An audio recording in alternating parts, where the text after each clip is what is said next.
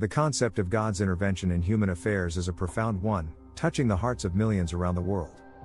It's a belief that transcends cultures and faiths, speaking to a deeper understanding that there's more to life than what we can see and control. Whether it's through prayer, meditation, or simply a steadfast belief in a higher power, the idea that God intervenes in our lives offers comfort and guidance in times of need. Life is full of unexpected twists and turns, and it's in these moments of uncertainty that many of us turn to faith for answers. Facing challenges like health crises, financial struggles, or personal losses, we often find ourselves questioning the future. It's natural to feel lost and seek solace in something greater than ourselves. For some, faith becomes a beacon of hope, a way to navigate through darkness. Turning to prayer, seeking counsel from spiritual leaders, or finding strength in sacred texts, people seek comfort and guidance. This journey of seeking is a testament to the human spirit's resilience and its innate desire to find meaning. As we navigate life's complexities, the debate often centers around the role of divine intervention versus personal action. Some argue that it's our efforts and hard work that shape our destiny, suggesting that we have the power to create the life we want. Others believe that without God's intervention, our efforts might be in vain, that there's a need for a higher power to guide and bless our endeavors. This balance is beautifully illustrated in the story of a community coming together to rebuild after a natural disaster. While it was the community's effort that physically rebuilt homes and businesses, it was their collective faith and prayers that provided the strength and resilience needed to persevere. The story of a small business owner who credits her success to a combination of hard work and divine guidance offers another perspective. She believes that her ability to overcome challenges and seize opportunities was significantly influenced by her faith.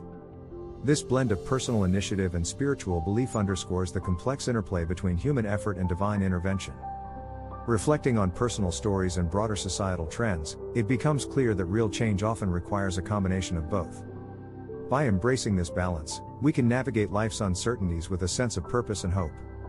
One powerful story that stands out is that of a young woman who faced a life-threatening illness. Her journey to recovery was marked by moments of profound faith and resilience. Despite the odds, she chose to focus on healing and positivity.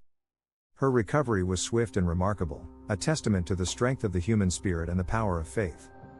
Her story isn't just about overcoming illness, it's about the transformation that occurred within her.